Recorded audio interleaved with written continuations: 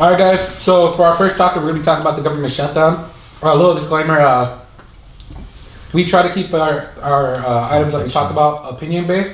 So please, underneath in the comments, do not try to start this huge argument war over who do you think is politically right and who's politically wrong. We're just here to tell you guys about how we feel over these situations. All right. So one of the big things about the government shutdown was that it was closed for 5 weeks, 35 days. Wait, are you Republican? How do you side? Oh, so I signed Republican, but I don't agree with Republican always, in all of their sites. I don't know what you guys are. I'm undecided. You're undecided? Mm-hmm. I mean, I've never really talked about politics when I was until recently, till I took college courses. Mm-hmm. So I mean, I wouldn't say I'm not that knowledgeable to say which side I'm on yet. What about yourself, Austin? What are you? I think I agree. I lean more towards the Republican side when it comes to finance, but I am also ignorant when it comes to politics and policies. I don't study it enough. But yeah, I'd say I lean more towards the Republican side. But that doesn't mean that I agree with everything. Because I don't even think that anybody should purely agree with one side just because that's how you declare yourself. You know, if I'm Republican for money, but then they have some new policy that I don't agree with, I'm not going to agree with it just because a Republican said it. What about yourself, Nick? Yeah, so I don't really lean either towards Republican or Democratic. There are some things I agree with with Democrats, and some things I agree with Republicans. Stop laughing. Stop fucking looking at me what the I'm sorry, it's just hella funny. All I can think about is the crunching. You hear crunching in the background. They kidnapped me, guys. Save me, please. Anyways, Nick, what were you saying? So, but really, shoot, I lost my train of thought. Okay, you said what side are you with? Oh yeah, Republican, Democrat, liberal. I don't lean Democratic or Republican or any party really. I just whichever ideals I agree with, I will agree with, and if I don't agree with, I don't agree with it. That's pretty much it. But yeah, honestly, it's just a title and the party. But when you're going through these elections and all that good stuff, just pick out what suits your needs the best and go from there, and that's it. Anyways. Respectable. Yeah. So, as I said, right after that happened in this government shutdown, that we went 35 days, basically national government workers went without jobs, and then I said not only them, but also other people that work for the FDA, people that work for air traffic, people that need food stamps, basically assistance from the government. Also did suffer from this, and I think Ash said okay, he's doing it because he's negotiating a budget for the wall. Mm-hmm. But as president, I feel like you have to look out for the people first, because the people is what voted you in. And with this kind of response to what you're doing to the people, are you really helping out your country? I don't know how you guys feel about that. That's my take on it. I feel like if he absolutely needed to build a wall, he would have found a better way than besides shutting down the government, Mm-hmm. But that doesn't mean I'm for the wall. I'm just saying if he really cared about the people. Remember when he told... So you're for the wall. Remember when they were doing elections and he said that, who's going to pay for the wall? Mexico. We're going to build the wall. We have no choice. We have no choice. I was like, dude. Did you guys watch he was on a podium addressing news journalists? Did you guys watch a recent video of that? I don't know. Not all of them, but I did have to search it up. I watched one, and I forget what it was called, but I noticed that when somebody would ask him a question, he doesn't actually answer the question. No, he plays in a political circle, but he'll just readdress your question back to you. Well, he's not even really saying anything. So imagine if you ask me about oh, how's your job? And I'm just oh yeah, such and such is good, and just be yeah, working, it's a great moral thing, it helps build America. Oh, I see. Yeah, the working classes, and that's all what I'm about. But I haven't even fucking told you, my work is great. I'm doing this, and that. I'm on track to this goal. He's dodging the question. He's dodging the question, which I don't like. I don't know, it's just, if you just listen to the question and what he says. It doesn't come together. Yeah.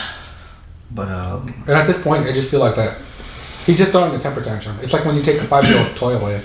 He just starts crying and crying and crying, and then he shuts everything down. He doesn't want to like talk to you or anything. And that's how I feel like how he's responding.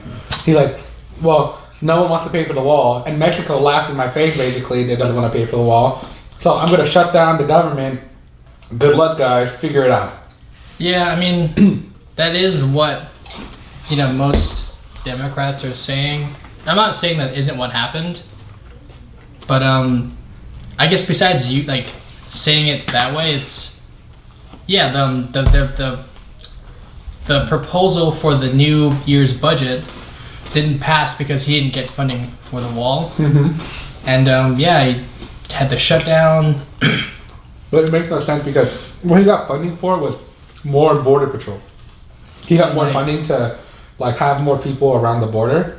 Yeah, Instead of having the personnel, better technology. Exactly. and that was kind of the compromise. Like, you know what? Instead of building a wall, we're gonna give you more money for border security, and that'll kind of solve the problem in a way. And it's supplementing both sides. Well, I don't think it would solve the problem, like the real problem. I mean, it helps support like his, in my opinion, like false like crisis. Yeah. Because he called it a crisis, like an immigration crisis. What it is, I'm not gonna. Yeah, I mean, I heard a statistic that said that most illegal immigrants come from like overstaying their visas rather than coming through a wall or sneaking through. That's like only like when it really feels like it fluctuates, and that's the only time when we really notice. But like behind the scenes, it's always just happening. It's like it's always been there. Well, it's like you just can't really get away from it. From personal experience, I mean, I have a lot of family that came from El Salvador, Guatemala. I know people that came from Mexico, and a lot of them do come through like having to jump over the border or whatever. Like traveling through the desert. Yeah, Okay. but the sad reality is that they're running away from either corrupt government or a really shitty situation where El Salvador switched the currency from colonias to dollars, so everything got more expensive because their money was worth nothing. Yeah. Yeah. And in Guatemala, there's not really much you can do, and then there's a lot of earthquakes and a lot of other stuff bad happening over there. So they're coming seeking shelter in the U.S., trying to support themselves, trying to find that American dream, but it's almost impossible because now they're getting harder. I mean, about 2 years ago, there was a thing called Stand for the Latinos, where Latinos were going to work for a day. And when doing that, in Louisiana, where the sweet potato farms are at and stuff, they completely, all of it went to shit, basically. Because they didn't have those hardworking Latinos coming in and working in all these hard jobs that no one else wants to work. Even though people complain about jobs. So it's like, when he says immigration crisis, it feels very, very stupid because a lot of the Latinos are working the harder jobs that no one else wants to work. That's how I see it, at least. Yeah, when people talk down on, Latino immigrants, especially the ones that didn't do it through like legal, process, I just think it's silly to look down on them because they are doing jobs and they are paying taxes, I mean, even if they're not filing taxes like on their real name, I mean, everything they buy, it's taxed. They don't get it back.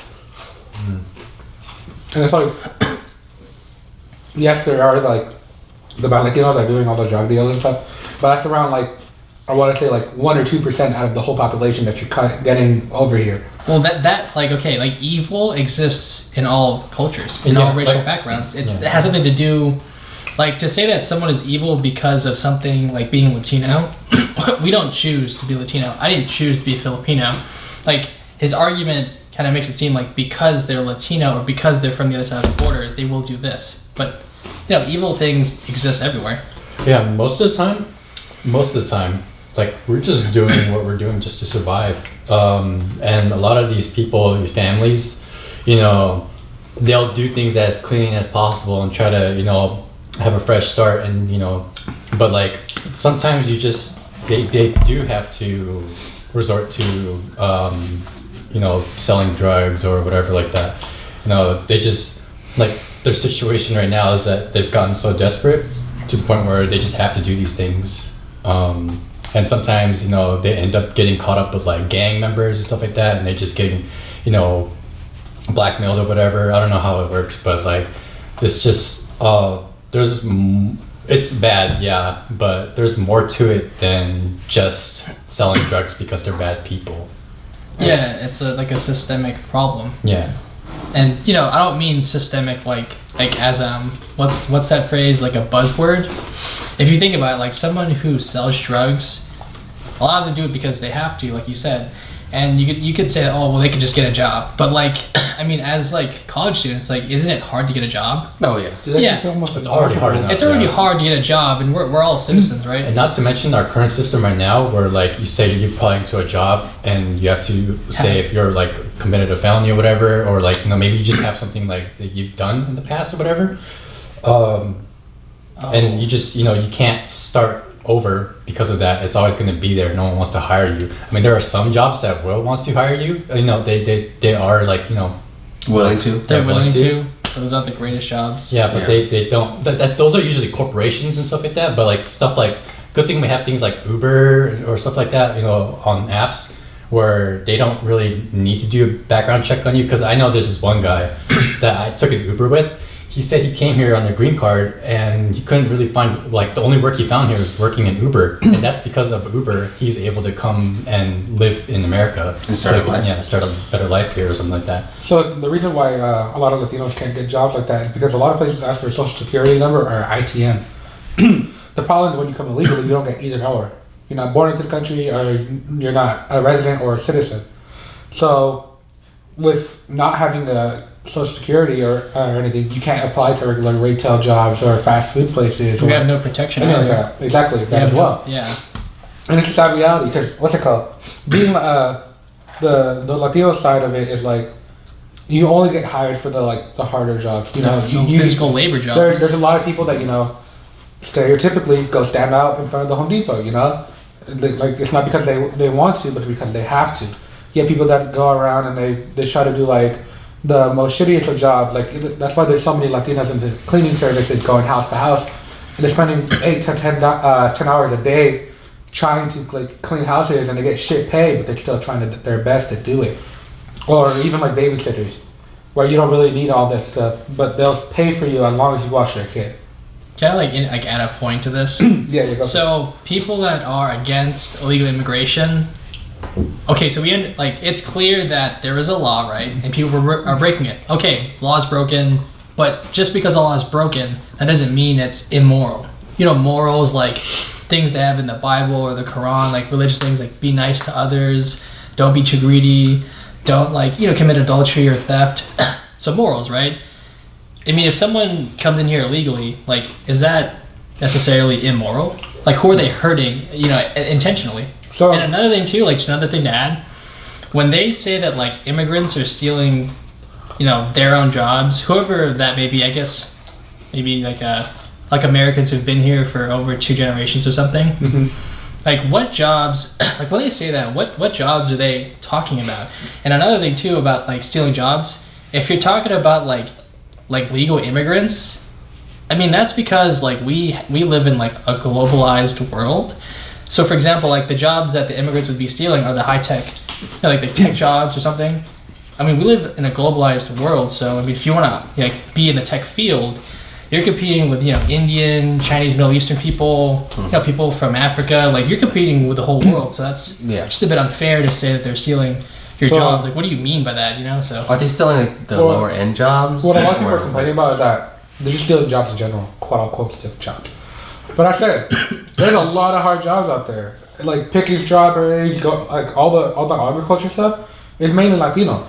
I have never heard or seen of any other race, to be honest, that goes and works that.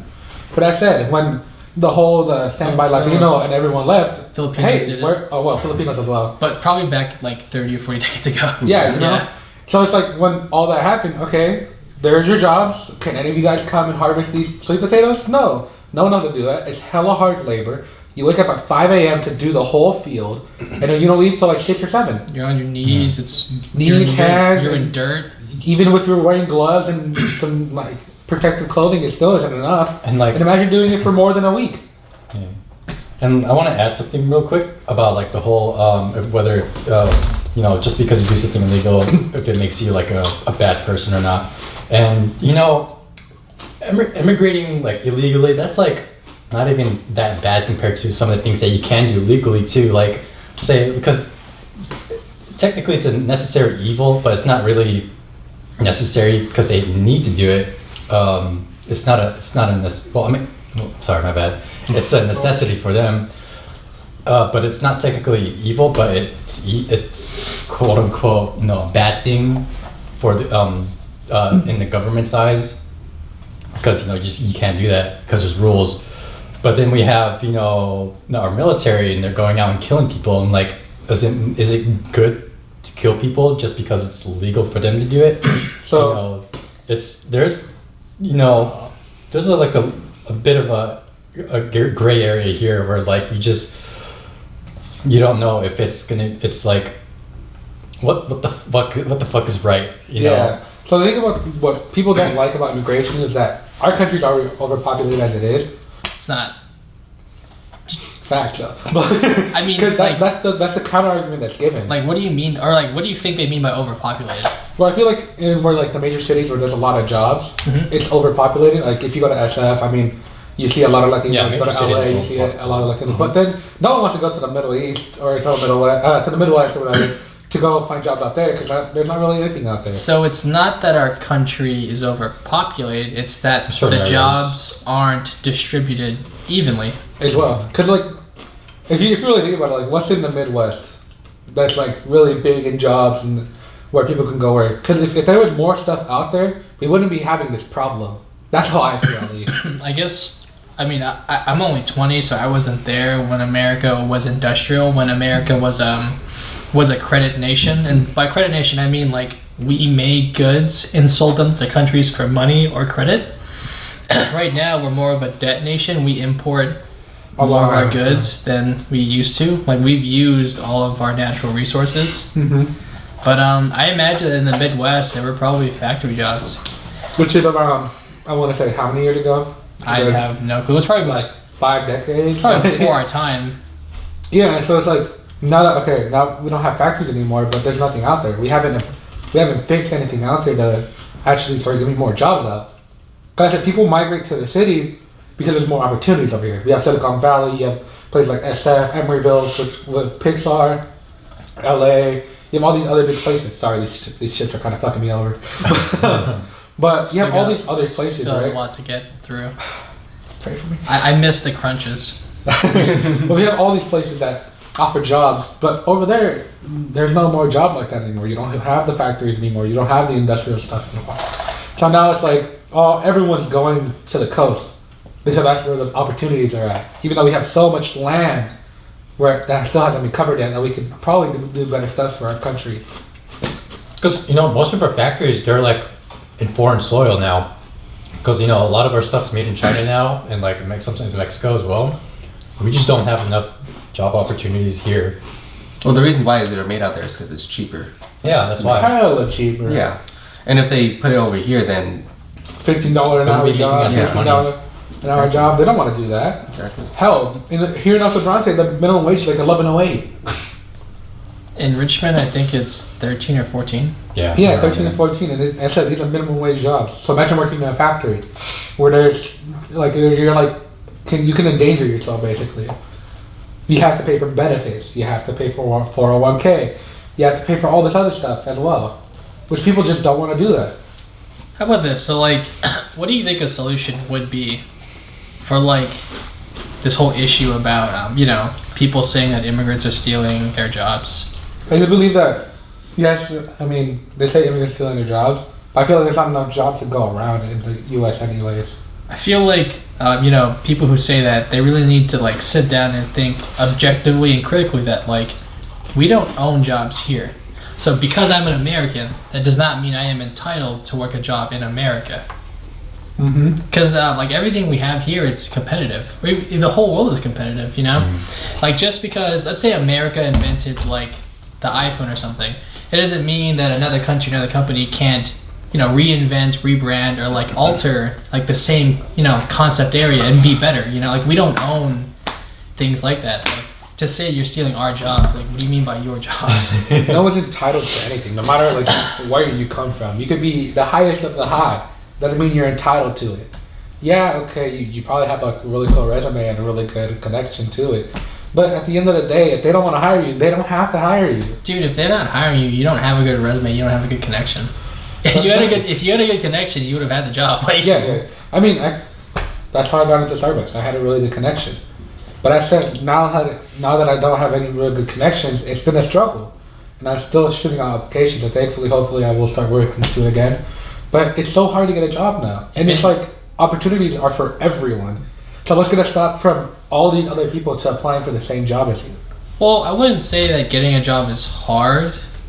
I think that a lot of people don't really have a good way of getting a job. Like, okay, so most people will like look through those job websites, or you go to the store. I think people should start thinking about their network and who they know and how they can say things. Coming from experience, like, sorry, but it's like the whole IT thing. So we all went to the same high school. I mean, that's true though. Same classes. Mm-hmm. I wouldn't say that I'm more intelligent than them when it comes to IT work, but I have a stable IT job. Yeah. It's not a full-time job. I'm still in college, but I got that job purely because of connection. Literally, my boss told me that the manager didn't even want to post the job online. She just told my boss, like, hey, find a college student that you know somehow. Now I have this job. Well, we all have the same like background, same education.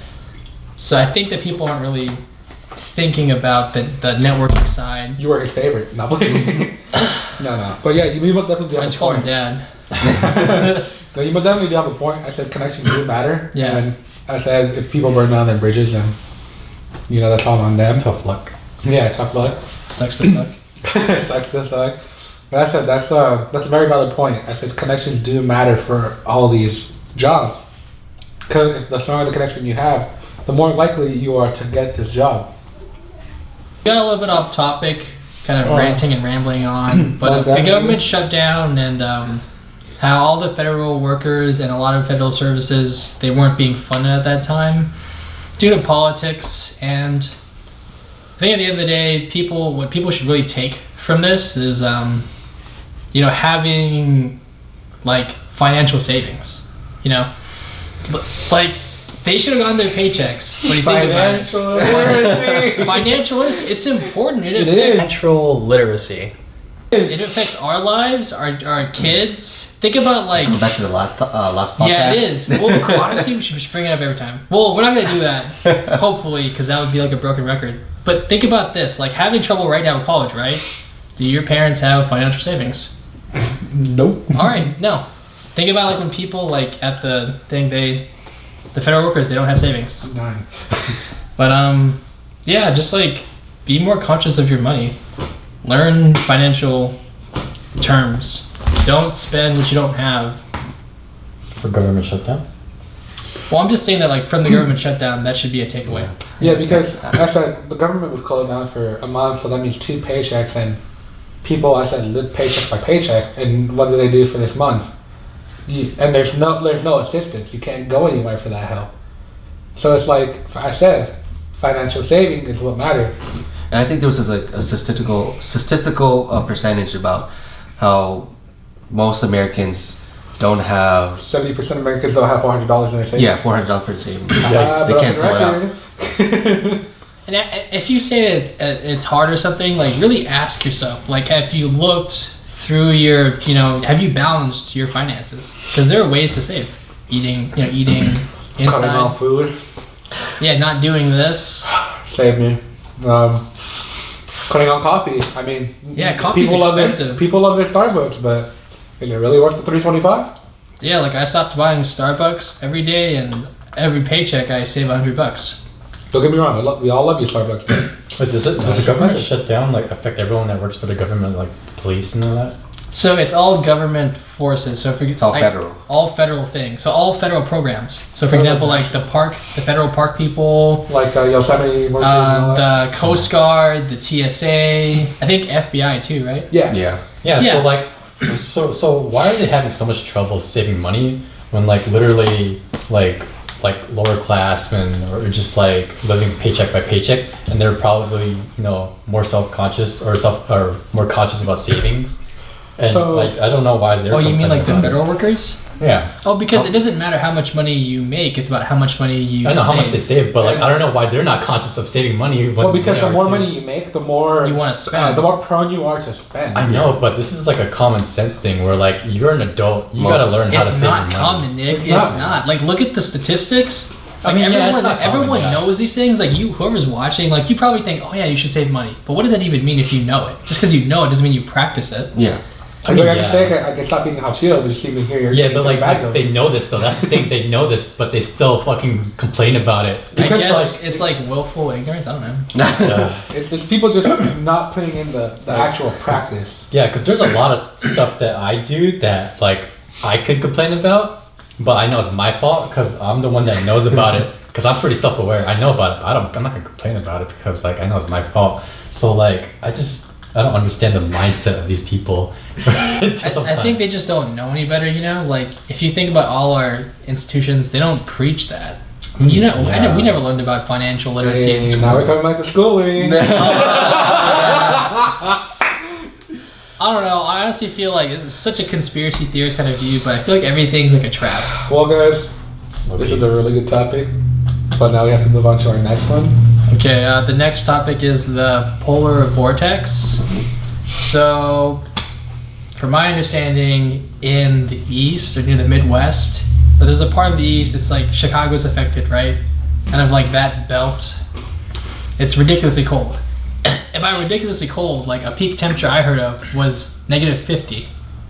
And people don't really have context for what that is, but okay, in California, when it's cold, it's like 50, 55, 50 degrees. When it's super cold, it might be like 38, and you'll see like frost on your car windshield outside. You're like, what the fuck? I know, like when people go to Chicago in the wintertime, it's like it could be like 10 degrees, 5 degrees at a coldest, But never negative 50. I think that's as cold as it is like at the poles of the earth, right? Yeah, and Yikes. the crazy They part found about that is that what were you about to say? Oh, I thought you were gonna. I think you were gonna say it, but Yeah. they found how many people? 15, 12? No, dude, it was 21? like 26 homeless people frozen. Yeah, all they're- trying to stay warm. They're frozen to death. Like Yeah. negative 55. Like, where do you go? No one wants to bring you into their businesses because Exactly. you're homeless. Have you seen all the photos? Yeah. Like we've seen like animals freeze to death out there, and like it kind of makes sense because they're smaller, and so they have a harder time keeping temperature. But like full on like adults, like human beings, like freezing outside, even though they're already bundled up as well, like or as bundled up as much as they can be. Having that in like a metropolitan area like Chicago is just fucked. It's crazy. Like, It's eye-opening. And what sucks about it is that like there's so many places they could have probably gone to, but people just deny it. That's like fucking post-apocalyptic. Well, probably they weren't prepared for it because I don't think anybody saw this coming. Yeah. But now that it's happening and it's happened, they're gonna create protocols for the future. Yeah, most definitely. Because I remember the last time we had a cold epidemic like this was like in New York, a couple years back, where everything was like freezing. It was like negative 8, negative 10, but now this is getting even worse. Can I tie in like something about the polar vortex? It's a movie. Yeah, go for it. Yeah, the day before tomorrow. We've all seen that movie, right? Oh, yeah. Yeah, that was released in 2004. It's 2019. My public speaking teacher, he was talking about it in her class. He said that when he saw that movie back in 2004, he asked himself like, could this ever happen? And at the time, I was like, oh, probably not, or maybe like that in my lifetime. And now it's happening. it's definitely happening. I'd say It's happening for sure. Like if things are like, if things keep continuing on like how they are now, I'd say within the decade or next decade, it probably will happen. Like the people just don't understand what humans are capable of doing. Like we can literally shape the earth to what we want it to be. We can create like bombs that create legit huge ass craters in the earth or whatever. Like the things that humans can do are just really scary. Like out of all the creatures on this planet, we're probably the most evil ones out there because Session giving a speech. Our greatest threat right now is ourselves. Well, actually, have you heard about crocodiles? Because those are scary. of how intelligent we are, that just yeah, like the stuff that we're just capable of doing is just unlimited when it comes to us, and you know, we also have a part of like not only are capable of destroying Earth, but we are also capable of, you know, making things last and and you know, just making sure that we all survive as human beings. But you know, we're just so caught up in like all of our politics and, you know, our people problems basically, that we're not paying attention to our surroundings. Or I just think that people are focusing so much on social media and on everything else than their surroundings, because it's like people, when they talk about climate change, and like all we're that no other better stuff, too. Like us four of us, you know, we're no better too. We're focusing on ourselves. We're like, you know, trying to get our jobs together. We're trying to get our trying life to throw together. this out the window. Yeah, we're trying to do a challenge right now. Like, or he's trying to do a challenge right now. No one's noticing that I'm dying. Yeah. We're basically just four guys doing a podcast right now, and here we are talking about how people aren't contributing to this world. But you know, it's We love you guys. We're hypocrites. what? I mean, We're hypocrites. But the thing about it is that, like, Huh? That we're hypocrites. well, I guess we're hypocrites as of right Yeah, now, we're because basically we're not hypocrites. taking action to help directly help the environment. So we're not saying that we're better than everyone, guys. We're just mentioning that we're just as shitty. we're all shitty. We're all No, together no, no. shitty. We're technically doing our part by mentioning You know, it to if everybody. anything, we're just opening dialogue about how serious this is. So to Yeah. tie back to that movie back in 2004, like, what's the difference between 2004 and 2019? That's 15 years. it's a 15-year difference. In 15 years, like, that movie became reality. Now, like, we all, as humans, we keep ignoring it. So we know it's there, but we don't do anything. Like, okay, it'll be fine. Or it doesn't really matter about my lifetime, you know? Which is what I'm getting at, because it's like everyone's focusing on all the other stupid shit rather than, you know, talking about it. Because think about, like, why we're not, like, proceeding with it, because people aren't talking about it. They would say it's not real, or it's like, or whatever, like, it's not going to happen in my lifetime, like you're saying. You know, Can I pose a question because I was... So 15 years, right? Yeah. What happens in 30? What happens in 45? We're only like 20. Yeah. We'll live another 45 years, ideally. Like, if this keeps ideally, yeah. No, dude, that's your challenge, man. Give me the time.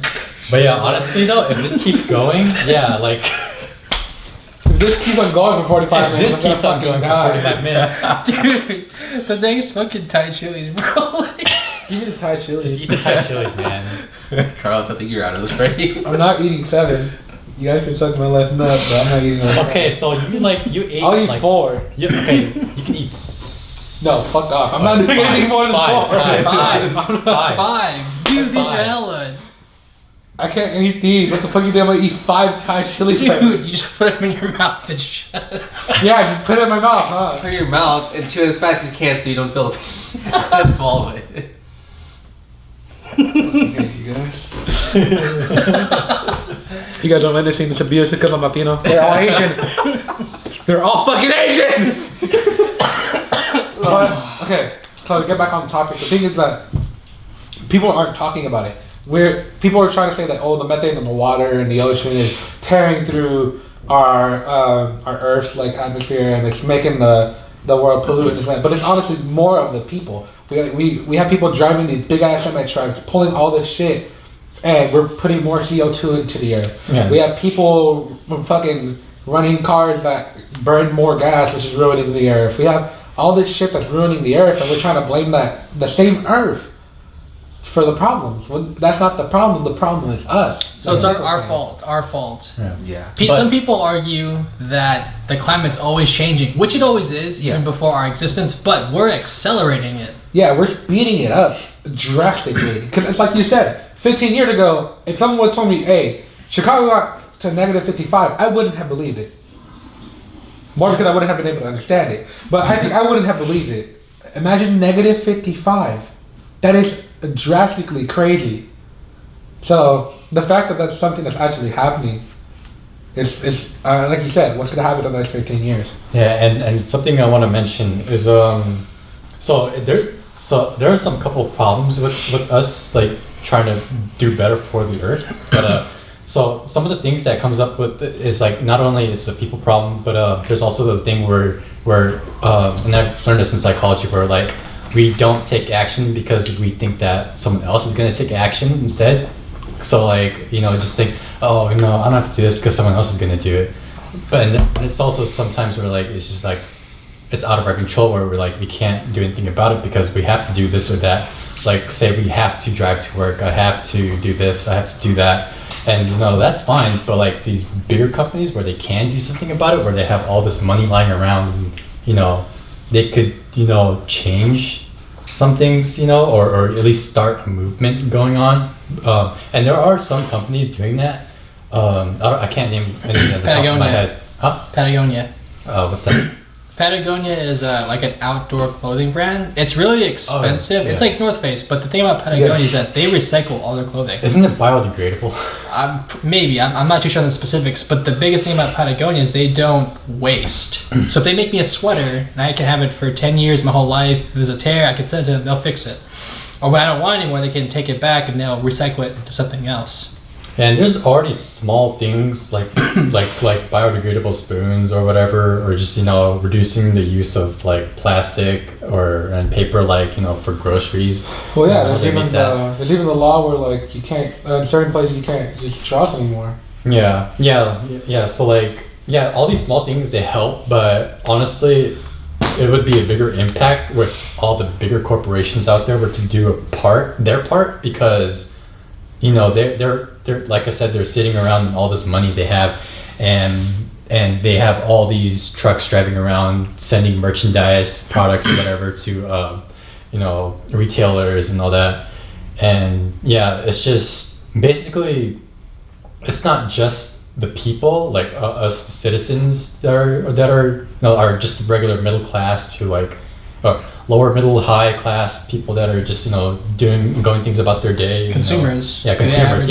So Yeah. the consumers, it's we can't help it. There are some things that we can do, but some things we can't do.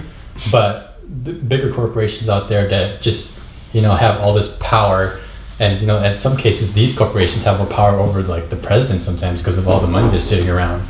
Or not the president, but most politicians. And they could be doing something, but they just don't, or they just don't want to change like their system or what they're doing right now because it's already working. Like they have this mentality of if it ain't broke, don't fix it. But it's it's kind of broken right now. it's and it's not only broken, but it's continually starting to break even more. And eventually we're gonna get to the point where we can't fix it. And we have 12 years until it's broken for sure. Yeah. So I don't know what the article was, but there's this, they were saying that we have 12 years, and after 12 years, like the climate change will be irreversible or something, or like our Earth won't be sustainable for life as we know it. But on a positive note, I think there are some things that consumers can do to positively affect climate change. We need to stop having this entitlement of consuming. So for example, like we want hot Cheetos now. But do you know what it takes to have hot Cheetos now? We're talking about like a factory somewhere else that's producing a lot of waste, and all the truck drivers consistently driving thousands of miles. Or even like meat, like having like meat. Agriculture is a big culprit for global warming, climate change. All the trucks. Yeah, and it's funny where like you have like this packaging, or like you say like the Dasani bottle where it's like 70% reduced plastic, right? But like so like it says that, or like maybe you have a product that says it's completely eco-friendly, but when you think about it, you have trucks and planes flying around polluting the area, moving these products that are eco-friendly, and yet we have all these like transportation going on, and not only that, we also have like cows and producing a whole bunch of methane because of that, like the whole farming thing. So it's not just shipping products and stuff like that, it's also like agriculture as well. But even though if we find these quick solutions somewhat, there's no quick solution to it. Well, it's just like a company saying, oh, we're going to be eco-friendly, we're going to do this and that to our products to make it more eco-friendly, but in reality it's still not doing as much. I mean, it'll help prevent pollution in our waters, like, you know, say with the Dasani bottle and whatever. But, you know, honestly, it's just, we're not really moving anywhere sustainable anytime soon with these solutions. We need to think, you know, a little bit bigger than replacing our bottles with, you know, 70% plastic. I mean, 70% We need to recycled change plastic. the whatever. culture, because the way human societies run right now, we're consuming ridiculous amounts and wasting a lot of resources. I mean, you know, people can preach, the companies can preach about, oh, there's this new way we're like becoming more eco-friendly, but like from the basis, it's the system. Like, you know, globalism, like, you know, imagine all the boats, all the planes, all the semis that have to travel to support society how it is, and the agricultural, you know, the farming. Those are all major. I bet you they contribute more to global warming than cars. Mm-hmm. But yeah, I think like having dialogue like this, bringing it up to people, making, you know, all the changes you can, and then kind of asking yourself, like, what do you care about? Do you care about having beef all the time? Do you care about, you know, buying this T-shirt for $5, or do you care about having a planet where we can breathe? Do you guys remember when we had those fires and we had the smoke was coming out of the Bay Area? Yeah. That was the worst. Imagine that, but that's existence for everyone. It might not happen in our lifetime, but even like your great grandkids, why would you want them to go through that? So ask yourself if you care about a $5 shirt or Cheetos or, you know, cheap Snickers. You know, like it's a question. It's a really important one that you have to ask yourself. And honestly, just thinking about it, is like, just like what you're saying, like, yes, people are gonna hate waiting like a time for whatever the convenience or what they want. But at the end of the day, like waiting 4 months for like a bag of hot Cheetos, then not having a like Breathable life air. on Earth Breathable air. for the next 15 years, I'd rather live than have to wait 4 months for a bag of hot Cheetos. I'd be willing to sacrifice our, you know, extremely consumeristic market or like society. I'd be willing to sacrifice that if it meant that the Earth, you know, can continue in a habitable form. Yeah, and like some of these things were like, you know, we can buy products that are just more, you know, eco-friendly or whatever, and you know, we would all do that honestly if we could, but you know, sometimes this stuff is just like not, you know, properly distributed. Like it's or maybe it's just too expensive. Like say you want to get an electric or you know, an eco-friendly car, you know, like maybe like a Tesla, full electric car, whatever. I don't know, or That's just something- like that's actually what I was thinking. Like, Yeah. going back to the agricultural problem about transporting all these goods and everything. yeah. And you know, that's the thing what Tesla should be doing is trying to find a way where they can like increase the battery power where they can keep on running, and they can like switch that over to They you know, made for transporting goods and stuff like that. Yeah, they Well, made electric semi trucks. Oh, yeah. But they're not in use right now though. Yeah. Yeah. But there's like this thing where it's like convenience and like having the availability to buy these products instead of having to rely on like say, you know, plastic cups or whatever. The thing about that as well is that like, the thing about cars is that the electric cars are a lot more expensive because it's a lot Oh, yeah, that's what I'm saying, cheaper to 'cause maintain there's no- afterwards Yeah.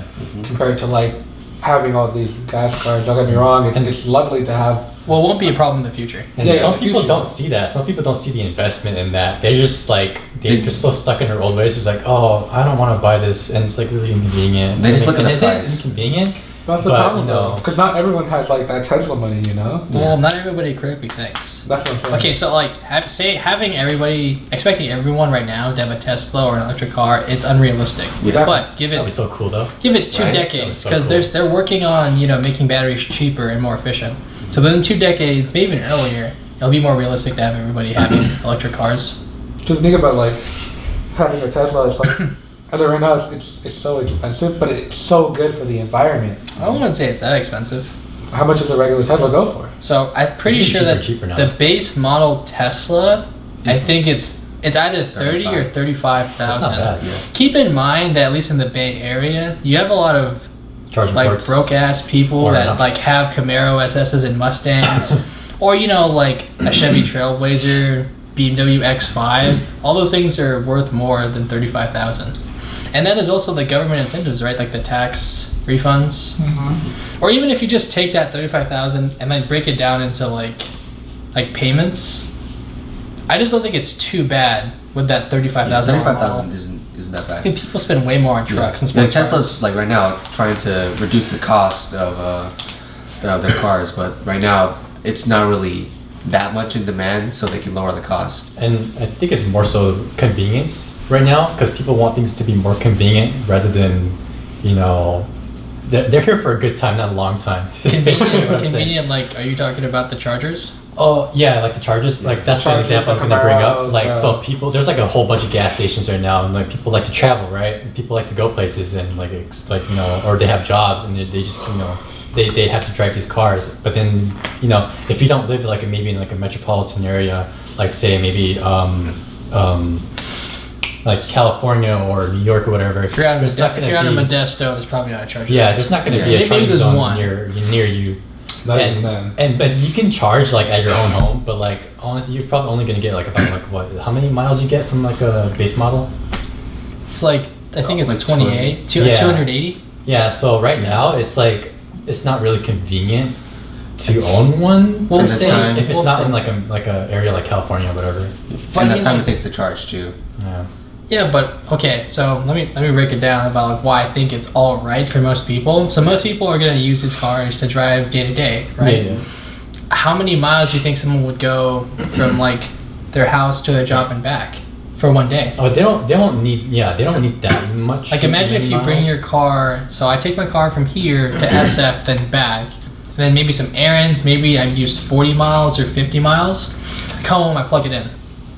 So then the next day it's the same. I just don't really think it's that bad. And then on But you top just of said that, like the base model had like 28 miles. Or something. no, I'd say 200, 280. Oh, 280? Yeah, I think the base. Oh. I think the base Tell model me, is like crazy, dude. 280. Let me out of this. I was like, what? Yeah, no, I'm sorry. It's 280, I think. Oh, okay. Maybe yeah. 250. I know the Okay. top of the line model is like 300 plus. Yeah, I think the But, Model S, the 35,000 one, is like 300 plus miles. The Model S is the $90,000 one. Is it? So Yeah. okay, so there's the Model 3. That's the consumer one, the 35,000. Okay, yeah. Model 3, Model X. I think the Model X is what $50,000 plus. Yeah, I think the Model 3 has the highest mileage than all the other Tesla cars. I think they all could go like 300 plus miles. But the one solution for like convenience is that at least where I work at the like state health department, they're adding more chargers and they're making it free for workers to Oh, yeah, charge like their having stuff. like job sites, like they just have a charger for 30. Yeah, so that's gonna become a trend in the future. You know, like it's just gonna be like a thing. Probably the government's gonna ask companies to add charging stations in the parking That'll be lots. really good for investors too. Yeah. I guess why you don't really see them at gas stations like that often, like Shell or Chevron's, because right now it's free, but like what incentive are they getting out of it? Yeah, it wouldn't make any sense from a gas station perspective to like have a charging station. Yeah, I mean they could, but if they were getting an incentive out of it, but Yeah. And the thing about it as well is that like to use 280 miles, where do you have to go for that? How far are you really going to drive that 280 miles till your battery dies? Yeah. You're gonna do it. last topic Superhero is superhero fatigue. So I know kind of we talked about two topics of depressing but I think the last topic we talked about superhero fatigue, and basically the past 10 years Marvel and DC has been releasing so many superhero movies and it's great. I love it. I want more, but there are some people that are just tired of superhero movies, like, and most of them aren't really comic book fans. Like most people that watch Black Panther are saying that there's superhero fatigue. I'm like, I don't really see any superhero fatigue. The thing is that you don't see it because that's you're a huge fan of the stuff, and I mean I as well am, and I don't know about you too, but I love that shit. What does it even mean? I So don't know. superhero fatigue is basically people are getting tired of seeing like a lot of superhero movies starting to come out. There's an oversaturated market. I So see. in the past 10 years, ever since like Iron Man and the Incredible Hulk, SpiderMan, those are You got all Brightburn. Oh, Yeah. Brightburn, yeah. And We weren't supposed to post a Split. video about that, but You know, we were 3 weeks late on that, so. hey, whose idea was it? You guys didn't come up, you guys Anyways. didn't come up with any other ideas, so I chose that. Anyways, so people are getting tired of the fact that there's all these superhero movies coming out. Not only that Marvel releasing movies, but also DC releasing movies, but also Fox releasing movies. and Shyamalan releasing movies. I think Yeah, Sony was releasing movies. Because in the past couple of years, we had more than more than at least 3 superhero movies. We've had Kick-Ass start coming out, Deadpool start coming out, Was Black there Panther, Kick-Ass Doctor coming out? Strange. Oh, this is like way back in the when they did 1 and 2. Yeah. But I mean, even before that, there were still super movies. There was the Tobey Maguire Spider-Man. There Yeah. were, Batman. The old yeah. Batman. That Incredible the Hulk. longest trilogy ever. The Batman series. I mean, the Batman movies. yeah. You had the So Incredible many Hulk Batman way back movies. when. You have all these superhero movies starting to come out, and people are just starting to get tired of it because they want to see something more than just that. I mean, like, why are you laughing? Nothing. You're laughing. You can't wait till I get to eat those chili, bro. Wait, just to show you, he has them out right now. I just think it's funny. These are 4 Thai chilies. Yeah, basically he couldn't eat all these hot Cheetos, so now he has to eat 4 Thai chilies. Kidnap me. Call me if I want to. But Maybe one day we'll step up to Ghost Pepper or Carolina Reaper. now you see, disclaimer of all this shit. They ain't never tell me there was no punishment with this bullshit. They just said, "Hey, try your best, buddy," and then they were like, "Haha, we're gonna fucking trick him." Yeah, I got an idea. You want some Thai chili pepper? They were like, "You gotta eat 7 of them," and I'm like, "Oh, excuse the fuck out of me." So we're gonna do like if he doesn't each bag he doesn't finish, he eats a Thai chili pepper.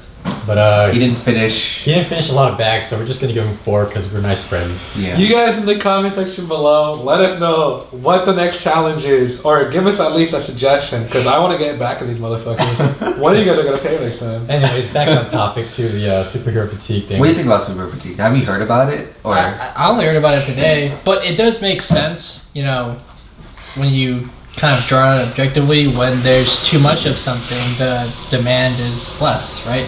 Yeah. I just think in this case, fans want way more.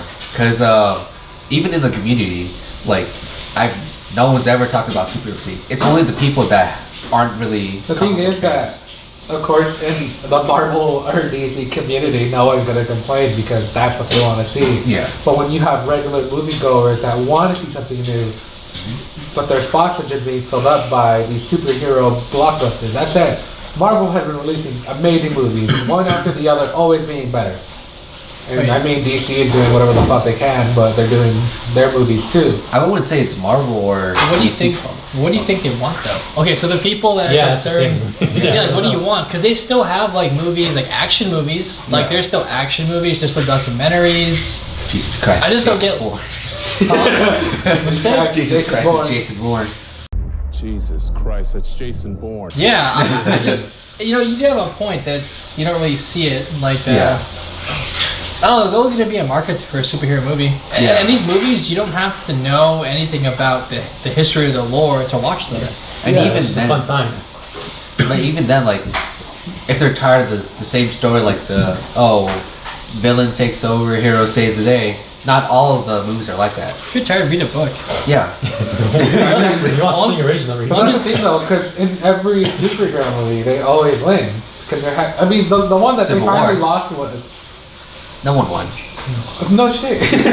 I'm not saying that. Avengers Infinity War, no one But won. that's what I'm getting at. Well, Sam, that's- let me fucking finish. Well, the story isn't Finish even, that. the story isn't even done yet, Fucking though. showed up your ass. But the thing about Piece it, by is that, piece. yes, exactly. It's gonna be like a fucking one of those fucking coin collector shit. That'll be Big your- Bang. There you go. But anyways, the thing about it is that people are tired of seeing like them always winning. Of course they didn't win the Civil War. Of course they didn't win and whatever. I mean, all depends on your view who won the Civil War. Because technically Cap won, but then at the same time, technically Iron Man won, whatever, what the fuck ever. But people are just getting tired of seeing the repetition of, okay, Doctor Strange comes in, didn't know shit, broken arms, broken hands, and then he ends up saving the world. Black Panther comes in, saves the world. You have Spider-Man coming in, saves the world. Iron Man coming in, saves the world. Basically, That's what people are tired of. Are you saying that they're tired of the just story tired of arc? the same formula, huh? So basically, you're saying that people are tired of the hero's like journey. I guess people are tired of like seeing them always win. It's the hero's journey. Because well, yeah, It's like this like kind of cookie cut method, or not cookie cut, but like Same formula. The same formula. Yeah, but instead, like, I feel like people would be like starting to get more interested and not have superhero fatigue if they actually started to lose. And then I said all these heroes have trilogies. So how hard is it to be the first one they lose, the second one they win, and then the third one fucking they stop being the hero. Yeah, but Which is what happened in Batman. overall, they're still winning though. And you know how they're starting to change or divert from it is like not only M. Night Shyamalan is doing this stuff with his own creations of like Split, Unbreakable from back then, and Glass, but even like DC with New Mutants, like are they still making that movie? That's Marvel. My bad. You just triggered half the community. I just triggered. Okay, I'll cut it out. No, you gonna leave that in. No, I'm No, gonna cut that's that why when he said that, I'm like, I know, I saw your face. I was like, wait. Sam's about a fucking right there, bro. Just triggered the shit out of him. no, I didn't get triggered. I'm just like, crap, he's on camera. Yeah, I mean, you do have a point though, where like the New Mutants is something differently from our regular superhero movie than something like Brightburn as well. For all these, where like the superhero is portrayed as a villain, which I think is just really really cool. Okay. that's actually great. That's good. I gave her that idea. Oh, she's bringing everything in like a. Yeah, because she would hold it like just with her hands, and I was like, you should get a cart or like a little thing. That threw me off. Oh yeah. But now that superheroes and they're going a different route, it's really cool stuff like the New Mutants. I just like how, you know, with New Mutants, like superhero genres exist within other genres. Like New Mutants is sculpted more as a horror movie, which is, I think it's a great idea. And we also have Runaways. Yeah, it's not really technically. Runaways. Or The Gifted, where they lose. Oh yeah. In The Gifted, you see people come and go. So what I said, the new superhero, or you have stuff like Agents of S.H.I.E.L.D., where the superheroes are just regular people. But I think I resonate with more with The Gifted because it's actually like shows parallels to what's happened in history. yeah, which is really cool. And I said, like, they don't always win. And that's why I think people are starting to like the fact that not all heroes can win in any situation. Like- Kind of like My Hero, for example, dude. Like, people have certain quirks, and those quirks don't always beat that villain. Yeah. And that's what they're trying to portray with this. Not all heroes can beat these people. Like in Punisher, you saw Ringo, the security guy, what's it called? He was trying to help, the Punisher, and he ended up dying because the smaller girl ended up stabbing the shit out of him. Exactly. And then she ended up shooting him with a whole clip of a pistol. And I think this overall, it's more satisfying to see the hero lose more to like, you know. To build a bigger climax, or for the plot. Yeah, and like just My Hero, like you see Jakku going on this whole journey to become the greatest hero, but the fact he's always losing, and that's great because he's always learning from those experiences. Yeah, he's constantly growing as a character, and we, the audience, are growing onto him as well because he's a part of us now because we're seeing his life unfold. Yeah, and like okay, we can't really talk about it because we haven't seen it, but no more spoilers. And to what you guys know what we're talking about? Talking about Boku no Hero, and then, or in English, Boku no Hero Academia, or My Hero Academia. In English, My Hero Academia, where basically there's a guy who's going to become the number one hero, but he shows his life story where in the beginning of the whole series he's losing all the time because he's learning how to develop powers, but that's not the case when we have people like SpiderMan with Tobey Maguire in the first movie where he was kicking ass in like the first movie. exactly. No matter how cool it is, because I fucking loved it, but you can't always win and stuff like this. Do you think the people that are tired of superhero movies, do you think their opinion matters to the market? Of course. Yeah, of course. Well, okay, so I guess let me rephrase that. So let's say people who watch superhero movies, let's say, I don't know, 60% of them are regular people. And maybe 30% of them are like fans, and the 10% are, random people. Like, how big of that percentage do you think are people who are tired of the movies? I want to say like the people that I want to say, mostly the people that aren't really like into the community. A lot of people that are into the community, they're not gonna care because it's stuff they want to see on the big screen. Yeah, because So you think that most people that aren't fans are tired of superhero movies? I believe so. Yeah. Because there's this thing where so it's not just them, like, so maybe some fans might get tired of just seeing the same thing, you know, being remade on the big screens. Like some of these bit hardcore fans, though, they've already read the comics already or something like that. They already I know can the give story. you a perfect example of it. But, like- I wanted a new Spider-Man. I was so tired of Peter Parker. We've seen Peter Parker's story for the past three actors? Don't get me wrong. I love Peter Parker. you just want to I see love the something story, new. but I Yeah. want to see something new. Spider-Man Into the Spider-Verse is the perfect example, where you had Miles Morales as the star. But we don't have that in live action. Not yet. It's not yet, but I'd love to see Spider-Man 2099. I'd love to see Future Foundation Spider-Man. I'd love to see just any new kind of Spider-Man. But that just goes besides back. regular That just goes Spider-Man. back to remaking comics into the big screens again, though, where that's like it's an adaptation. But what people no, other people's opinions also matter. Like that 10% or whatever, they also matter because after say Avengers: Infinity War, what happens after that for superhero movies? What's next? They're gonna need that that feedback from people, like what they want from for the superhero genre, and what will come to fruition moving on forward. I wouldn't really say they need those opinions because they always plan out ahead. They have so much comic book material to work with that they don't need anyone else's opinion to really like, oh, what do you guys want? Yeah, they don't need to, but it's just nice to listen to the fans Oh, once in yeah. a while because a good company should always cater to their customers, and if you're doing that, you're gonna always have them coming back, and you're gonna always build a strong fan base. Mm-hmm. And the reason why superhero movies are so successful is because they already had a strong fan base. Yeah. So that's one of the reasons why they don't need to change anything, because all the fans are already there. They don't have to do anything innovative, at least not yet. I see what you mean though. I just see that there's like superhero movies that people don't even think about it being superhero movies, like Kick-Ass. Like, how do people really know that's made by Marvel? Mm-hmm. And like in that same movie, you see him get his ass kicked just because he's trying to be this new hero. Like, yeah, he might be able to take some hits, but damn, that guy gets his ass handed to multiple times. Even training the 10-year-old version of Robin. The 10-year-old girl version of Robin. So it's like you in that movie, Girl. it's a comedy. Yeah, Hit Girl. Hit Girl. In that movie, it's a comedy. It has action. It's superhero, but you don't feel like it's a superhero genre movie. And just like another film, like we saw Glass and we saw Split. Those weren't like, it didn't feel like superhero. It really broke the formula for superhero movies. Yeah, it was. And people were saying that Glass was like really anticlimactic, but people were just expecting it to be another superhero movie. And that's the problem. So you guys think that the industry as a whole needs to step away from that traditional formula because it's getting old at this point? Yeah, Yeah. it's definitely. There's going to be a certain point where too much is too much, obviously. Yeah. And at the rate that we're going right now, it's it's near its like climax, its peak. Because there are a lot of them. Like Yeah. over, like you can It's count been more. building up. You can count more than your two hands. Yeah. And your TV, bro. And it's been consistent.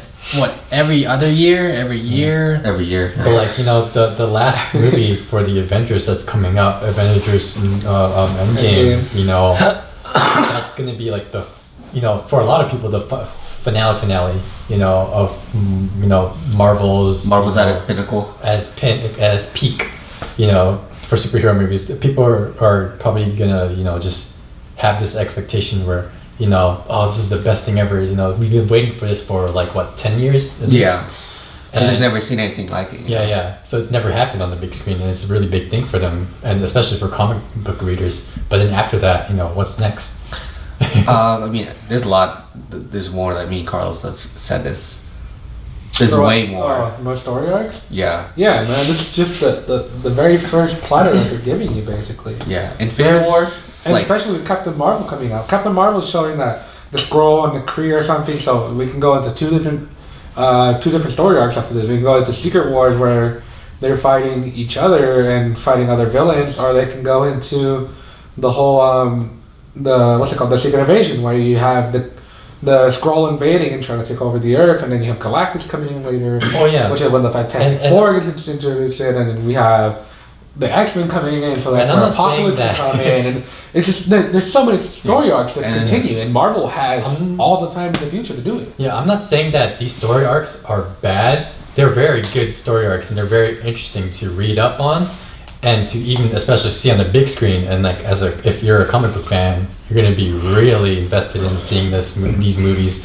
But you know what I'm saying is that these are just adaptations, you know, and that's what people I think are more worried about, is that how many more adaptations are you going to keep on doing? How many unoriginal content are you going to keep on pouring out onto the big screens? You know, I think what most people that are saying that there's a superhero fatigue is that they're just saying that you know, there's too many adaptations going on. You know, I think that's what they really mean, because then you got like movies like Maze Runner or Hunger Games, stuff like that, based on books and stuff like that. So they want more original content. Yeah, they want more I original feel like movies, I think. stuff like the Hunger Games, like, a lot of people forget that it's a superhero movie as well. Because Katniss Everdeen is the superhero, but she keeps on losing until the end. I could see the problem of having like too many adaptations. Because let's say they do the next story arc for Marvel, which is an adaptation. Fans have this expectation because they know the what really happened, and then you know the producers have to find a balance of what works for right now and what's accurate to the original comics or the original like book. So I could see how, you know, to keep up, you know, these comic book adaptations, they're gonna raise issues. I can, I can argue that the Marvel Cinematic Universe, as is now, it's not a direct adaptation. Everything's so different from what happened in the comics. Yeah. It keeps the The mystery. Well, it keeps the what's the word? It keeps The plot? the concepts, the Main plot characters. Yeah, It like, basically keeps like a skeleton of. it has the skeleton of the comic books that they remember, but the body of it as a whole is completely different from what it's, you know. Yeah. And the only reason why they didn't copy the comic book page by page is because they recently starting to get rights to all these other heroes. Yeah. And plus, they didn't want to directly copy the comic because then it would be something that comic readers already know. And Yeah, but I mean, it's like what you were saying. Why, and with My Hero, why not read the manga if you're still gonna watch the TV show and be like, holy shit, this is amazing. I guess it's one thing to read it and not And another one thing thing. to see it happening, like if it was in real life. Yeah. Because what's it called? Let's say they didn't keep it page by page, you know, because they weren't able to. But if they could have had the Fantastic Four come in and have the Silver Surfer crash land in and say Thanos is coming, and then you could have the X-Men come in, which would give them a better choice. I mean, a better chance to fight Thanos. But then you have to make Thanos stronger, and then it's the same thing as the comic book, which I just feel like that's what people are getting tired of. So for the solution for like, what would your solution be for this type of problem? Do you think Marvel should start making more original content, or do you? I just think that there's so many other ways to go with it. Like Marvel could have made a Halloween movie years ago with the Marvel Zombies comic, where they had all the superheroes become zombies and all this other stuff, and then have them like the main protagonist be the smaller heroes, which try to find the cure. Like Hank Pym, you have the Punisher, you have Daredevil, you have like most of the Netflix shows and all that stuff. Or like I said, just start making them lose. Get out of that cookie cutter same routine. Just have them start changing it up, even if some people don't like it. Maybe they have to finish their first story arc. Yeah. Because I just realized that maybe they're conscious of, okay, all these superhero movies, they're all wins, right? But at the same time, they're still in the beginning phase of the whole like Marvel superhero movie series. If you think about it, they're not even done with their first arc. So I definitely think that you have a valid point that like they need to switch it up, and I think they're probably aware that it's been the same formula. So maybe hopefully they'll finish, and then they'll start implementing, you know, other kinds of superhero movies that aren't just superhero problem win. Because Marvel is like one of the like I guess I want to say the top of the superhero movie producers out there. And like, shit, what was I about to say? I think for switching it up.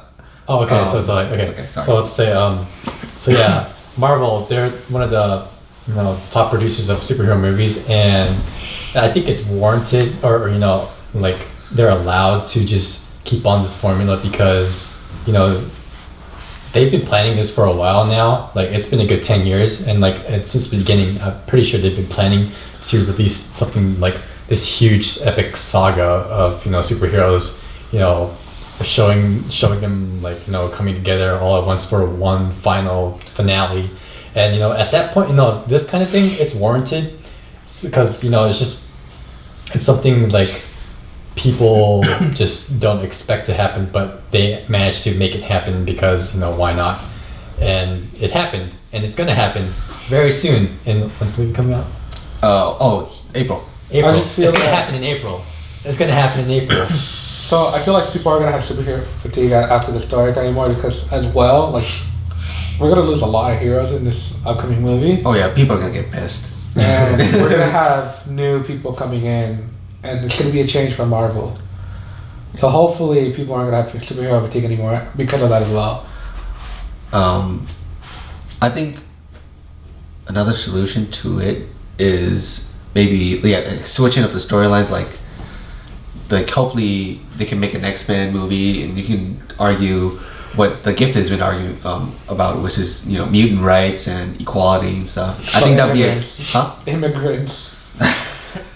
But I mean, just how it's portrayed in the Gifted, I think that'd be really really interesting movie, because even back then with the Hugh Jackman series with the X-Men, those story arcs are really really good. Yeah, they're really Like interesting. I know they've been focusing more on like the actual fighting and stuff, but I missed the political reasoning in it. You bet. Yeah.